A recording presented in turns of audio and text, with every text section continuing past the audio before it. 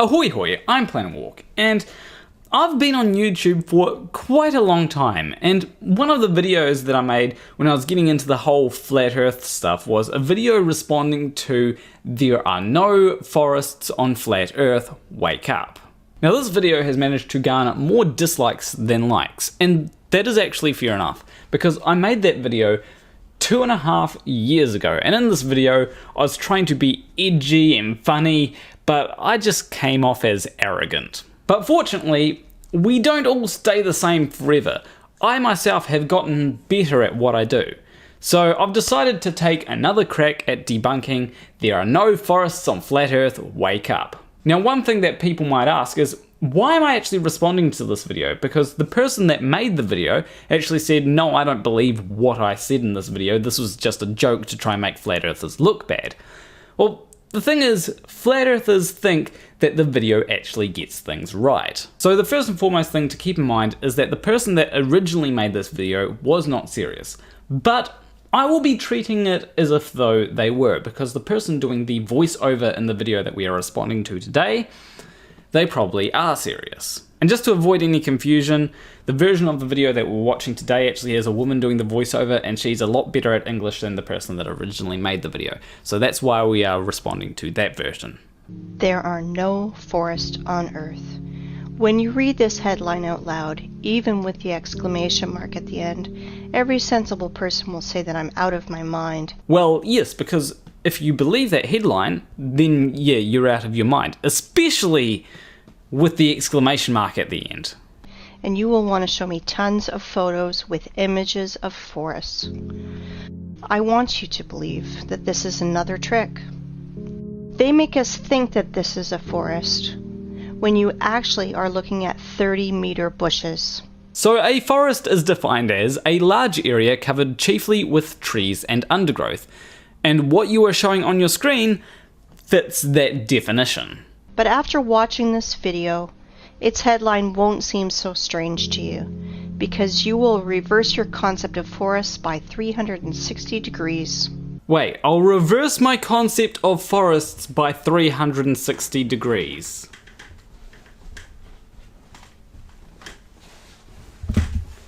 Oh, look at that! I'm back where I started. There is only one picture, but we see it completely differently. What is more, children and adults can't exchange perceptions. Why is this the case? It is simple. Eyes see the way the Matrix ordered them to, but that's not the way the real world looks. Our eyes become traitors over time. So yes, different people do see the same image in different ways. But the reason why isn't just simply because your eyes are lying to you or anything like that. It's because of the fact that we're much quicker to pick up on things that are familiar to us rather than things that we don't interact with as often. And it's not just images. There are also sound bites that can confuse people as to what are being said, like the whole Yanny Laurel thing. Do you think I'm exaggerating? Look at this photo. I'm claiming that it is from a mesa that was formed from a magmatic melt from the Earth's depths about 200 million years ago. Now from this image we can clearly tell that it's not. Why? Because it's surrounded by grass and flowers. Another thing to keep in mind is that I have seen tree stumps that look exactly like this that are made out of wood, not rock. We'll come back to this plot of grass later, but really think about it. Old trees are a rarity. They are all registered, they are tracked, and are being kept in reserves, like memorials of nature. Well, that makes sense. It's not like you can create an old tree overnight, because even if you could create a tree overnight, it would by definition not be old. There is an uproar on the internet about forests. Why all forests on the earth, even in Siberia, are not older than 200 years old? But there are old forests, like the Tungus National Forest in Alaska. This is something that people can find out just by Googling it. In fact, with the Tungus National Forest, many of the trees there are over 800 years old. It is right that the people are in an uproar about it. I have never seen people in an uproar about the lack of old forests on Earth. The thing is that even Soviet biologists found strangeness in the poles, and unnatural amounts of water kept in the ice and snow. and there's an unnatural percentage of carbon dioxide in the world's oceans. So I tried to find citations for what she's talking about, and I was not surprised when I just couldn't find anything. This abnormal concentration tells us exactly about a worldwide fire of the past. So I feel like even if what you're saying is correct, then there are probably far simpler explanations for what is going on here. So when it comes to higher than expected concentrations of CO2 in the oceans, maybe there's more things in the oceans producing CO2 than we initially thought. That's a far simpler explanation than, oh, the fire flood did it. Using simple math, those scientists come to the conclusion that those fires carried away 99% of the Earth's biosphere. Which scientists? Where are these scientists? I feel like the scientists being mentioned here were just made up. We all know that living cells consist of hydrogen and carbon, so the ice on the poles are made mostly from water, from burned organisms. Well, no, there's just a lot of water on Earth, so it's not surprising that the poles have a lot of ice, because ice is made of water, and there's a lot of water on Earth. And now, think about this number, 99%. It means that everything that now grows, crawls, flies, swims, and runs on the Earth is 20,000 times less in volume than before this catastrophe. That would be quite impressive if it were true, because it's actually very difficult for big organisms to function, as we're going to get into later. To imagine this, look at this picture. This piece of bread is humans, plants, animals.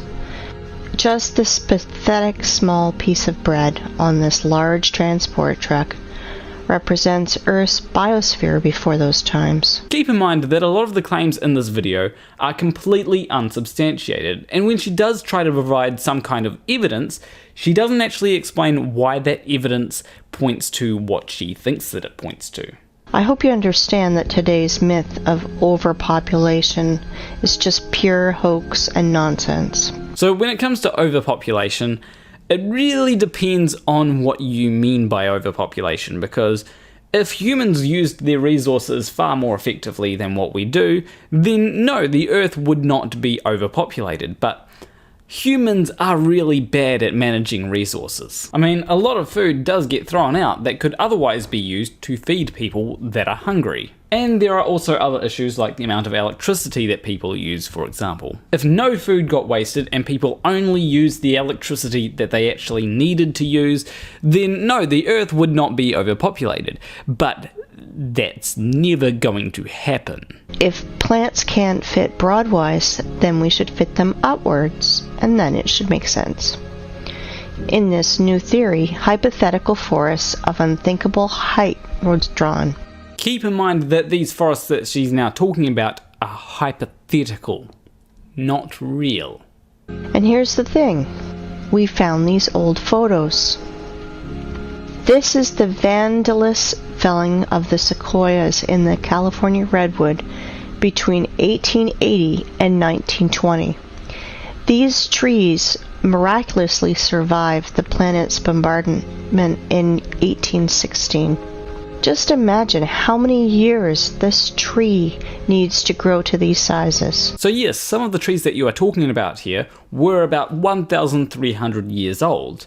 But there are also giant sequoias that are still standing today. You just think about it. You are entering a forest that is not usually 30 meters, but 100 meters. Here are your fairy forests from fairy tales and books. So yes, trees that are over 100 meters tall do exist, but you're going to be very hard pressed to find a tree that's anywhere over 150 meters tall. Forests that are lost because of such barbarians. I mean, the forests still exist today, they're just not as big as they once were. But if every single woodcutter refused to carry out these criminal orders, all the forests would be saved, because their demon bosses are too arrogant to do it with their own hands. You would also find that a super high demand for wood would cause people to come in and start cutting forests, because wood is used for quite a few things. Look at this photo carefully. They look like satanic bacterias that want to kill the forest organism. I mean, to me, it doesn't look like they want to kill the forest, it just looks like they're proud of having felled a big tree. And it's probably not a good idea to fell a lot of big trees, but it is impressive. For those who think that trees were killed just because of wood materials, I want to dispel your claims. I mean, that's what a lot of trees are used for, wood, because wood is very versatile when it comes to making things. Trees are energy generators. They produce constant electricity, oxygen from photosynthesis, food. They have a root network and are programmed to exchange data. So most of what she said there does seem to be correct. However, trees are not programmed to exchange data. I don't know where you got that idea. Now, there are a couple of arguments that you could try, like if you're calling their DNA data and when they pollinate with each other, then that's exchanging data, but I don't really count that as exchanging data. But then again, I suppose you could go really loose with the words exchanging data and say that humans exchange data all the time just by talking. In which case, if there are ways that trees do exchange data, it's probably not something all that special. Our ancestry had a theory that trees are programmed to keep data from everything on the planet and save it in their information portal in their carbon fibers. So to me, that sounds like a whole lot of woo and made up stuff. And also, it's not a good idea to take what ancestors said as absolute gospel, because your ancestors can be wrong. And another important thing to note is that your ancestors didn't have the knowledge that we have today, because they weren't around today to have that knowledge. I do not know the reason, but some sequoias that these vandals left alive even put a fence around it and called it a wildlife sanctuary. It's probably because someone decided, I don't want people cutting down these trees, so they went and said to the people that were cutting down trees, you're not allowed to cut down these trees over here. If we take myths and legends of all nations, you can find lots of stories about people, animals, and plants morphing into stone. This is normal because paleontologists all over the world dig petrified fossils of humans, animals, and plants. Well, there is a difference between legends and how petrification actually occurs. In legends, there's usually something supernatural that's responsible, whereas when it comes to petrification, it's a process that takes a lot of time. There are so many of them that old museums are overfilled with petrified fossils of clovers, frogs, lizards, pieces of dinosaurs, and so on. Frogs and clovers are fine, but what about the forests? Guys, where are the trees? So I have actually been to a petrified forest. In fact, I've been to the Curio Bay Petrified Forest in New Zealand. So yeah, petrified forests do exist. Old sequoias of California do not fit here because they are made of carbon. It means they are not related to the Silicon era. So I'd just like to mention that there has been no mention whatsoever of a Silicon era in this video up until this point. So that means that there has been no evidence whatsoever that a Silicon era was ever a thing. Why do I know this? First off, they were cut and sawed by standard instruments. All axes and saws would break if they had to cut silicon. But there is no evidence of there ever being any silicon life forms. So where are the silicon trees? That's easy, they just don't exist. Guess what? They were found. Guess where? In the same North America, in Arizona to be precise. If this were true, it would be huge news because scientists would want to prove that silicon life is indeed possible. The giant quarry that is now called the Grand Canyon. Like one person under the nickname Wake Up Human said, it is an apogee of the cynicism to name quarry waste as a national park. It is not a national park. It is just a quarry. Well, just because you say something's a quarry, that doesn't mean that it is a quarry. And yeah, it's a national park. Nothing's ever going to change that unless the United States government decides it's no longer a national park. Here is the city of Arians, from which left only the vortex that made Hooligan meteorite 50,000 years ago. That's how Wikipedia. is telling us is total bullshit. Well, yeah, that is the site of a crater from a meteor, just like the craters on the moon, for example. And the reason why the crater is a huge circle is because when a meteor hits the Earth, it explodes, creating a huge crater that is a circle. Oh, and by the way, here are our silicon trees. I wanted to introduce to you the museum under the open sky. Petrified trees here are just scattered in the desert and also fenced. She was asking earlier where the petrified forests were. Now she's showing us a petrified forest. Doesn't that seem a little bit contradictory? If turtles and frogs were petrified in pale gray boulders, then this trees morphed into semi-precious stones.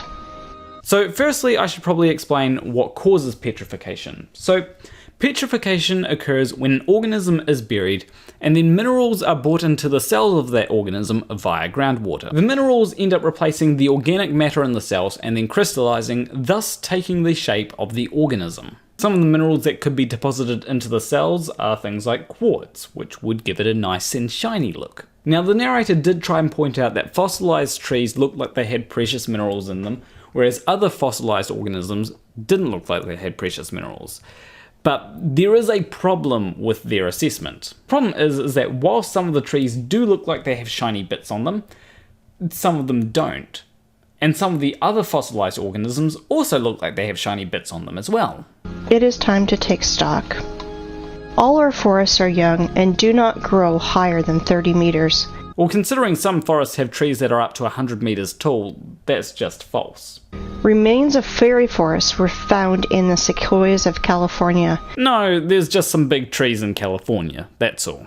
How is it possible for a frog to be morphed into a stone instead of rot like any organic body does? You deprive it of things like oxygen, because to make things rot, bacteria needs oxygen. Let's see what Wikipedia tells us. Special rare conditions must be met in order for the fallen stem to be transformed into fossil wood or petrified wood. In general, the fallen plants get buried in an environment free of oxygen. Just like what I said. Alright, I guess we can all go home. Oh wait, there's more, isn't there? You need some spontaneous disaster. For example, a volcanic eruption, tsunami, clay rain, which would quickly cover the frog and mammoth and make conserves from them, where bacteria won't decompose the corpse to the state of stinking manure. In other words, to make the body petrified, you need to cover or engulf the body and to compact it. Exactly, and that is why it can be difficult to come across petrified organisms, because those conditions are pretty rare. But just because something is rare, that doesn't mean that it can't happen. According to so-called scientists, the tissue was organic, and then it magically turned into silicon. Nothing magical about it at all. Silicon-based minerals just replace the organic matter in the organism. If you have ever buried your home pets, you can quickly run and dig them out. Your beloved pet is petrified, and you can put his statue on your table. Well, no, because A, petrification takes a long time. We're talking millions of years. And B, dirt still has pockets of oxygen in it. A dead body has only two options: dry up like an insect in a piece of amber, or the second option, just simply rot. Organic bodies will never turn into rubble. So your incredulity does not disprove science, especially considering that scientists have managed to petrify wood in a lab. Now granted, it is much faster to do it in a lab than to do it in nature, but us humans have found ingenious ways to do little shortcuts. But either way, it still shows that petrification is a process that can happen, regardless of whether you believe that or not. Magical morphing into stone is a little thing. Transforming wood into semi-precious stones, this is where the lies and ignorance become uncontrollable. As mentioned earlier, when an organism is being petrified, one of the minerals that can be deposited into its cells is quartz, which is a nice and shiny and precious looking mineral. Tell me how a stick of wood can become a semi-precious stone. You may have no answer, but I do. Well, I've already given my answer, and my answer seems to fit best. First of all, according to the official story, these trees lost in an unequal battle against a neighbor volcano. This wood not only burned and held fire, not only rotted into the wet ground, against all the laws of physics, chemistry, and biology, just transmorphed into precious gems. So volcanic eruptions aren't all fire, brimstone, and lava. There's actually a few different things that can happen during a volcanic eruption. For example, things could get covered in ash. That's not gonna set things on fire. But this is not the end. Trees are not broken. Trees are sawn into even, accurate pieces. Well, I want to know the name of this brand of chainsaw that Aborigines use for this. Maybe, and hear me out on this, maybe the petrified logs just broke. These trees were sawn and brought here by someone. Who were they sawn by? Why did they cut them down? And why did they take them to Arizona? And did you pay attention to how small these silicon trees are? They are incomparable, even with the sequoias of California. Well, of course, because not every tree is huge. Some are rather small. But this one is simple. They are not trees. They are trees' branches. So because they're so small, that must mean that it's a part of something larger. Got it. I know a couple of people that will be using that one on their next date. And while tourists are freaking out over these precious gems, no one is paying attention to the background, because everything is hidden in plain sight. So why are those mountains important? I guess we'll find out later, but to me they just look like mountains. To understand what I'm talking about, let's return to our favorite plot of grass. This is mesa that was formed from the magmatic melt from the Earth's depths about 200 million years ago. Do not believe me? And now? Well, those two things look completely different. One looks like it is made out of wood, and the other looks like it is made out of rock. Not to mention that one is rather small, and one is rather big. If magma could produce something like that that's so small, you would also expect to see a lot of weathering, to the point where it might not even look like a tree stump anymore. Let me introduce to you, this is Devil's Tower, mesa, or so-called laccolith, that was formed from a magmatic melt from the Earth's depths about 200 million years ago. At least that's what Wikipedia tells us. It's not just Wikipedia that's telling you that. You've also got geologists that will be telling you that. You know, the people that actually know about this stuff.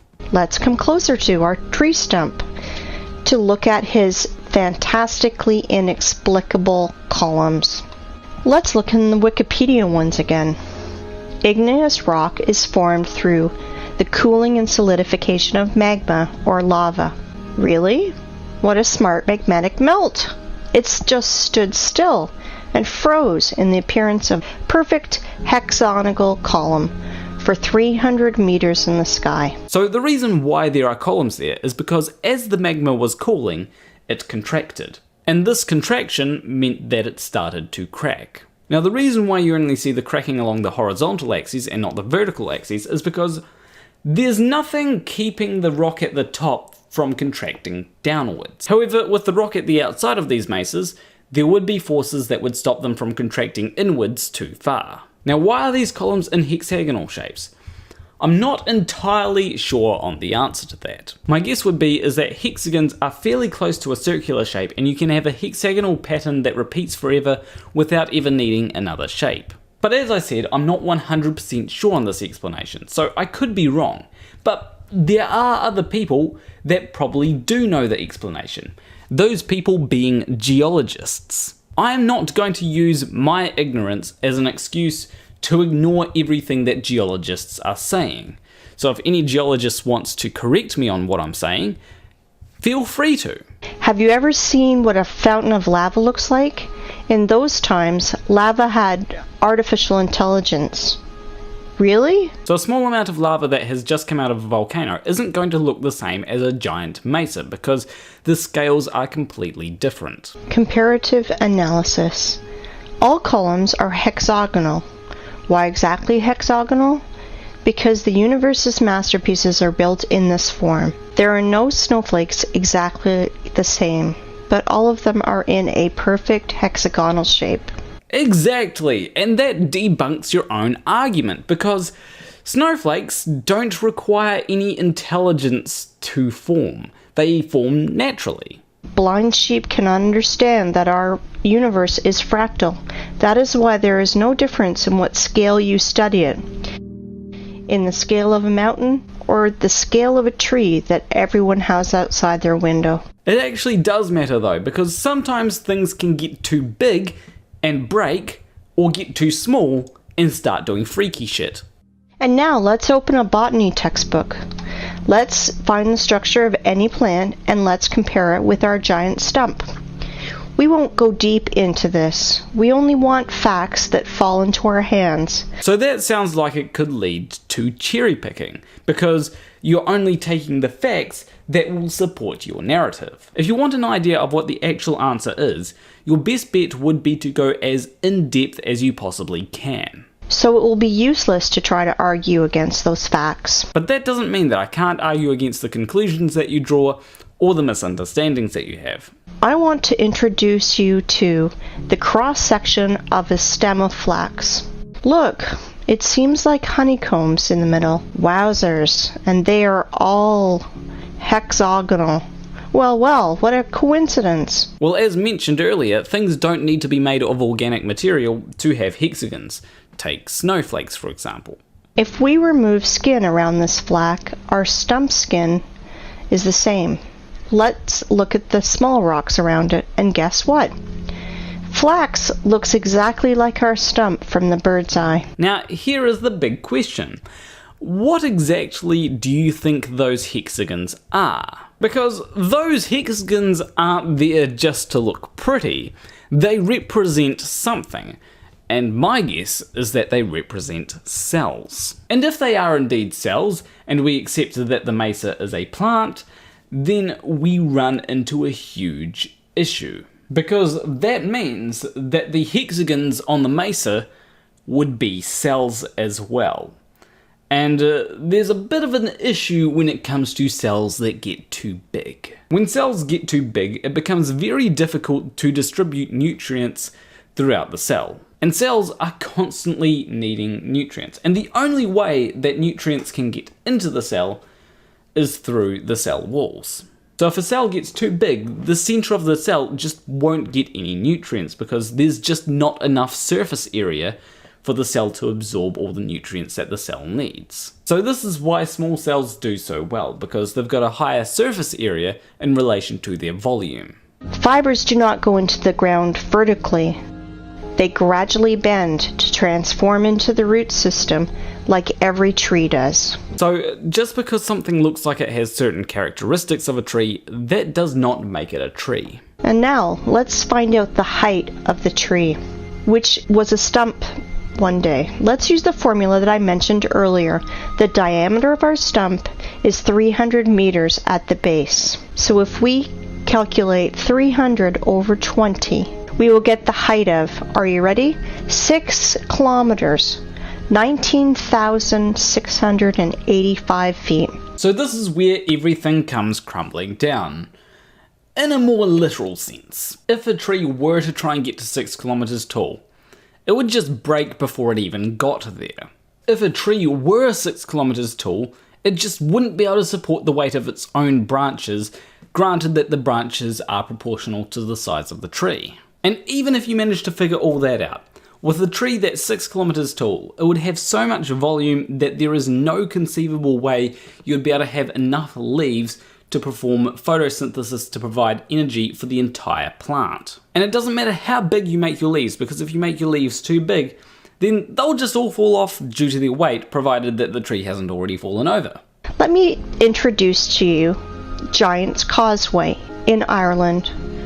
Notice something familiar? Take a closer look. Again, hexagonal columns. So if anyone thinks that this supports the argument that Devil's Tower is a giant tree, it's actually quite the opposite. Because this is showing hexagons appearing in stone that doesn't look like a tree at all. If you did not notice the similarity to the Devil's Tower's fibers, you must be 100% blind. This is the same giant stump, but now it did not come out of the ground. So this feels like evidence that contradicted the narrative that they were going for, but then they decided, you know what? It can't contradict the narrative if we make it a part of our narrative. And notice how they don't give any evidence beyond it's stone hexagons, so therefore it must be a tree. Guess what the official science bleats about this Irish stump? Giant's Causeway is an area of about 40,000 interlocking basalt columns that result of an ancient volcanic eruption. So there's a trend here. These things seem to come from volcanic eruptions, and the people saying that they come from volcanic eruptions are the people that have actually studied it to conclude that they come from volcanic eruptions. Why do bees' honeycombs not declared as a result of an ancient volcanic eruption? Because they are not distinguishable at all. Well, they are distinguishable. Bees' honeycombs are made by bees. Why aren't you declaring bees' honeycombs to be another tree? I want you to remind you how lava erupts and flows. And this is how it congeals. And now, let's compare Devil's Tower. Well, just by simply looking at lava, you're not going to get a good picture because lava flows in different ways. You'd need to make sure that the lava is flowing in a way that you'd expect basalt columns to form, but I'm not educated enough to tell you which way lava needs to be flowing for that to happen, so my recommendation is ask a geologist. I want to introduce to you one more hexagonal miracle of the Earth that is of silicon nature. I want to introduce you to the biggest salt lake in the world, Salar de Uyuni in Bolivia. It literally seems like at this point they're taking every hexagonal thing that they can find and saying, well, that must mean that it's a tree stump, that must mean that it's a tree stump, if it's hexagonal, it's a tree stump, that beehive over there is a... oh wait, no, that's a beehive, sorry. But they are there, absolutely there. I just want to point out that some of those are pentagons, not hexagons, so there's that. I think that you've already realized that honeycomb's hexagonal shape is an attribute that belongs exclusively to living organisms. Either is the possession of a queen bee, snowflake structure, or plant's fiber. Well, just so that we're clear, a snowflake is not a living organism. We saw many stumps, but this one is special.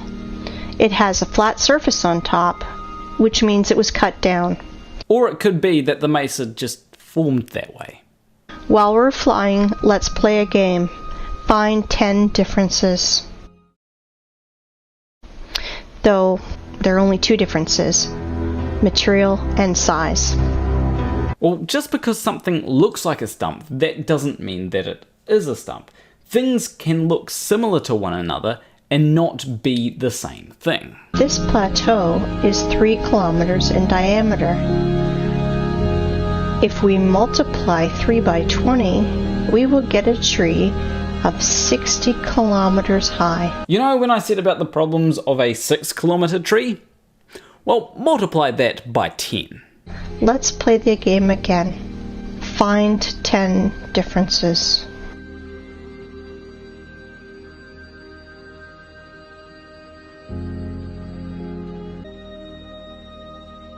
So basically what they're saying now is that every single mountain in the world is a giant silicon tree. Now, I think that's where we can leave it, even though it does get a bit crazier and goes into this idea that there was a giant nuclear war in 1816. That seems more like something that I could deal with in, I don't know, a mud flood video or something. But I think I've mostly dealt with the main premise that every single mountain is a tree. Although, there is one last thing that I do have to mention. So one of the main mechanisms that people know plants for is that they breathe in carbon dioxide. That carbon dioxide reacts with water and you get oxygen and glucose from it. This works so well because carbon dioxide is a gas that exists within our atmosphere. Now, silicon dioxide is not a gas. In fact, it's a solid. So at the end of the day, silicon trees just wouldn't work, let alone silicon trees that are kilometers tall. But anyway, I think I dealt with that video a lot better in this video than I did in the video 2.5 years ago.